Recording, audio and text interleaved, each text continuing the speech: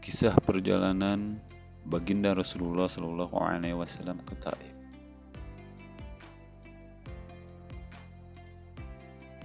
Selama 9 tahun sejak masa kerasulan baginda Nabi SAW telah berusaha menyampaikan ajaran Islam dan mengusahakan hidayah serta perbaikan kaumnya di Mekah. Namun kebanyakan orang-orang Mekah selalu menyakiti, memperolok-olok dan berbuat semena-mena terhadap baginda Nabi SAW dan para sahabat. Kecuali sekelompok kecil orang yang sudah masuk Islam dan beberapa orang yang selalu membantu beliau walaupun belum masuk Islam. Paman baginda Nabi SAW, Abu Thalib, termasuk orang yang baik hatinya. Meskipun belum masuk Islam, dia selalu membantu baginda Nabi SAW dalam segala bentuk. Pada tahun ke-10 kenabian, ketika Abu Thalib meninggal dunia, kaum kafir mendapat kesempatan untuk mencegah perkembangan Islam dan menyakiti kaum muslimin secara lebih leluasa. Baginda Rasulullah SAW pun pergi ke Taif yang didiami kabilah Thaqif yang berjumlah besar, dengan harapan apabila kabilah tersebut masuk Islam, kaum muslimin akan terbebas dari berbagai penderitaan dan Taif akan menjadi pondasi penyebaran agama. Setibanya di Taif, baginda Nabi SAW langsung menemui 3 orang yang ditokohkan. Beliau berbicara dengan mereka, mengajak mereka kepada agama Allah Subhanahu wa Ta'ala, dan agar mereka mau membantu baginda Rasulullah SAW. Akan tetapi mereka bukannya menerima atau paling tidak berlaku sopan kepada tamu yang baru datang, sebagaimana adat bangsa Arab yang terkenal dengan memuliakan tamu.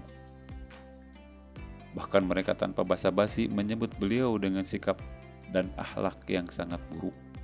Bahkan mereka pun tidak rela baginda Rasulullah SAW tinggal di situ.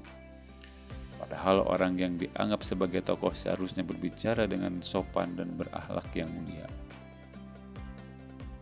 Salah seorang di antara mereka berkata, "Oh, kamukah orang yang diutus oleh Allah sebagai nabi?" Yang kedua berkata, "Apakah Allah tidak menemukan selain kamu untuk diutus sebagai Rasul?" Yang ketiga berkata, "Aku tidak mau bicara dengan kamu sebab jika kamu memang seorang nabi, seperti pengakuanmu, lalu aku menolakmu, tentu aku tidak lepas dari musibah. Jika kamu pembohong, maka aku tidak mau bicara dengan pembohong." Akan tetapi baginda Nabi SAW mempunyai hati yang begitu teguh laksana sebuah batu karang. Beliau tidak berputus asa dan terus berusaha untuk mendekati masyarakat umum. Tetapi tidak seorang pun yang mau mendengarkan beliau. Jangankan menerima, bahkan mereka menghardik. "Tinggalkan kota kami segera. Pergilah kemana kamu suka." Baginda Nabi SAW sudah tidak dapat mengharapkan mereka dan bersiap-siap untuk kembali. Maka mereka menyuruh anak-anak kota Taif membuntuti baginda Nabi SAW. Mereka lalu mengganggu, mencaci, dan melempari baginda Nabi SAW dengan batu sehingga kedua sandal beliau berlumuran darah. Dalam keadaan seperti itulah baginda Nabi SAW meninggalkan Taif.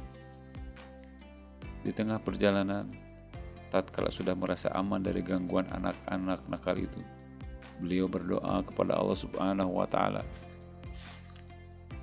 "Ya Allah, aku adukan kepadamu lemahnya kekuatanku, habisnya upayaku, dan kehinaanku dalam pandangan manusia. Wahai yang Maha Penyayang melebihi sekalian penyayang, Engkaulah Tuhan orang-orang yang tertindas, dan Engkaulah Tuhanku. Kepada siapakah Engkau serahkan diriku? Kepada orang asing yang akan memandangku dengan muka masam atau kepada musuh yang Engkau kuasakan kepadanya segala urusan? Tiada keberatan bagiku, asalkan Engkau tidak murka kepadaku. Perlindunganmu sudah cukup bagiku. Aku berlindung kepadamu dengan nur zat yang menyinari segala kegelapan, dan dengannya menjadi baik segala urusan dunia dan akhirat. Aku berlindung dari turunnya kemarahanmu, kepadaku atau kemurkaanmu kepadaku. Aku sanggup berbuat apa saja hingga engkau ridho.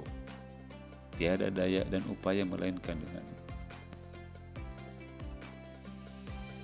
Allah Subhanahu wa Ta'ala, penguasa seluruh alam, pun memperlihatkan kekuasaannya dan mengutus malaikat Jibril alaihissalam untuk datang memberi salam kepada beliau dan berkata, Allah Subhanahu wa Ta'ala mendengar ucapanmu dan jawaban kaummu, dan Dia mengutus kepadamu malaikat penjaga gunung agar siap melaksanakan apapun perintahmu kepadanya. Malaikat penjaga gunung itu pun datang dan memberi salam kepada baginda Nabi Sallallahu Alaihi Wasallam seraya berkata, apapun yang engkau perintahkan akan kulaksanakan. Bila engkau sukai, akan kubenturkan gunung-gunung yang ada di sekitar kota ini sehingga siapa saja yang tinggal di antaranya akan hancur binasa. Atau apapun hukuman yang engkau inginkan. Baginda Rasulullah SAW yang sifat penyayang dan mulia ini menjawab, aku hanya berharap kepada Allah Subhanahu wa Ta'ala, seandainya saat ini mereka tidak menerima Islam, semoga kelak di antara keturunan mereka akan lahir orang-orang yang menyembah dan beribadah kepada Allah Subhanahu wa Ta'ala. Faidah dari kisah di atas, demikianlah akhlak baginda Nabi Sallallahu Alaihi Wasallam yang mulia. Kita mengaku sebagai pengikutnya, namun ketika sedikit kesulitan atau celaan menimpa kita langsung marah, bahkan menuntut balas seumur hidup. Kezaliman dibalas dengan kezaliman, sambil kita terus mengaku sebagai umat baginda Nabi Sallallahu Alaihi Wasallam. Meskipun mengalami penderitaan dan kesusahan yang berat, baginda Nabi Sallallahu Alaihi Wasallam tidak berdoa buruk dan tidak menuntut balas.